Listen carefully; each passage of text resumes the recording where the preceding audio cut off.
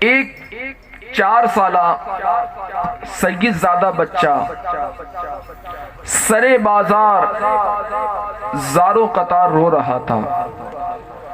کسی صاحب نے آل رسول کی خدمت کے جذبے سے سرشار ہو کر عرض کی، شہزادے کیا بات ہے؟ اگر کسی چیز کی ضرورت ہو تو حکم فرما دیجئے، ابھی حاضر کرتا ہوں۔ یہ سن کر اس سید زادے بچے نے ان کی رونے کی آواز اور بلند ہو گئی اور کہا، چچا جان، اللہ کے غضب اور عذاب جہنم سے خوف سے دل بیٹھا جا رہا ہے۔ ان صاحب نے شفقت سے عرض کی، شہزادے آپ بہت ہی کم سن یعنی چھوٹے ہیں، ابھی سے اتنا خوف کیسا؟ یعنی اطمینان رکھیے، بچوں کو عذاب نہیں دیا جائے گا۔ یہ سن کر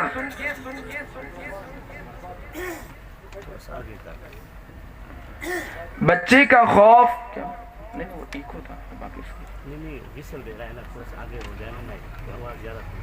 اچھا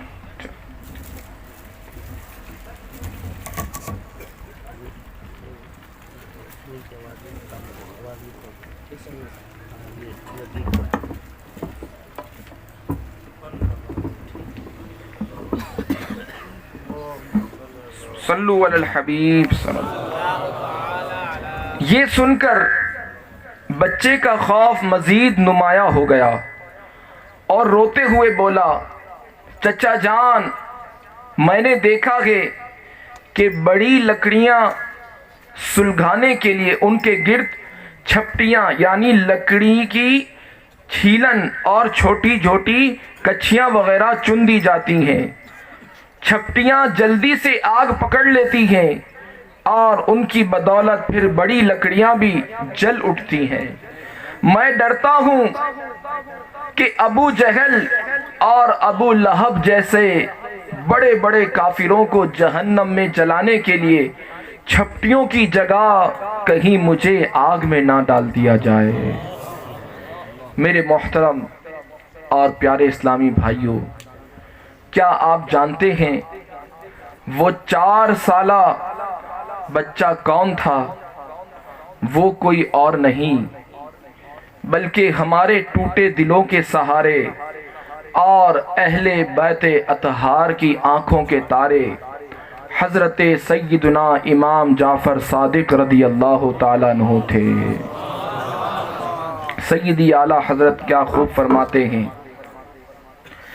تیری نسل پاک میں ہے بچہ بچہ نور کا، تیری نسل پاک میں ہے بچہ بچہ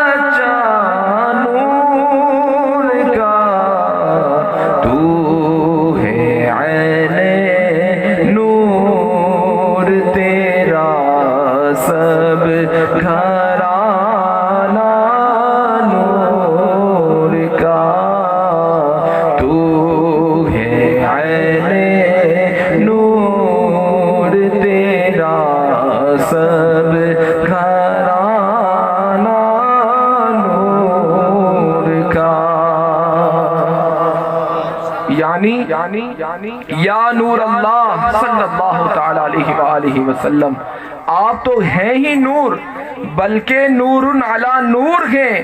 آپ کی مبارک نسل میں تا قیامت جتنے بھی بچے ہوں گے یعنی سادات کرام وہ بھی سب کے سب نور ہیں۔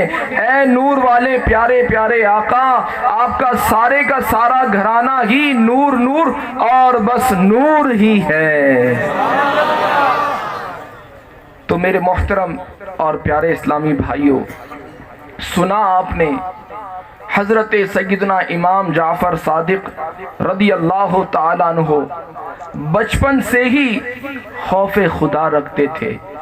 غور تو کیجئے کہ آج کل کا بچہ 4 سال کا ہو جائے تو اسے اپنی خبر تک ہی نہیں ہوتی، تھوڑا بڑا ہو تو اب موبائل میں گیم کھیلنے اور کارٹون دیکھ کر دل بہلانے سے فرصت نہیں ملتی۔ مگر امام زین العابدین رضی اللہ تعالیٰ عنہ کے پوتے اور حضرت امام باقر رحمت اللہ تعالیٰ علیہ کے بیٹے جناب امام جعفر صادق رضی اللہ تعالیٰ عنہ کا حال یہ ہے کہ اس ننھی سی عمر میں بھی خوف خدا سے بے قرار ہیں، آنسوؤں کی برسات ہے جو تھمتی نہیں ہے، فکر لاحق ہے تو یہ ہے کہ کہیں مجھے جہنم میں پھینک نہ دیا جائے۔ اے کاش کہ ہمیں بھی یہی سوچ نصیب ہو جائے، اے کاش کہ ہمیں بھی خوف خدا میں رونے والی آنکھیں مل جائیں۔ میرے محترم اور پیارے اسلامی بھائیوں، ایک اور بات جو اس حکایت میں معلوم ہوئی ہے وہ یہ ہے کہ ہمارے بزرگان دین اپنے بچوں کی کیسی بہترین اور زبردست اسلامی تربیت کرتے تھے۔ دیکھیے تو صحیح کہ امام جعفر صادق رضی اللہ تعالیٰ عنہ 4 سال کی چھوٹی سی عمر میں عذاب جہنم سے بے قرار ہیں اور اسی فکر میں اشک بہا رہے ہیں۔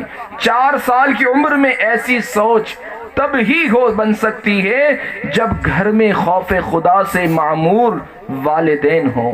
یہ سوچ تب ہی بن سکتی ہے جب گھر میں دنیا کے غموں میں نہیں بلکہ آخرت کے غموں میں آنسو بہائے جاتے ہوں۔ ایسی پاکیزہ سوچ اس گھر ہی میں بن سکتی ہے جس گھر میں نمازوں کا اہتمام ہو۔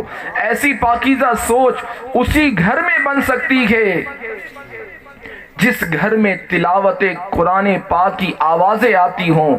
ایسی سوچ اسی گھر میں بن سکتی ہے جس کے گھر میں اللہ اور رسول کی نافرمانی کو برا سمجھا جاتا ہو۔ ایسی اعلیٰ سوچ اسی ہی گھر میں بن سکتی ہے جس میں خواتین کا پردوں کا انتظام ہو، ان کو ذہن دیا جائے۔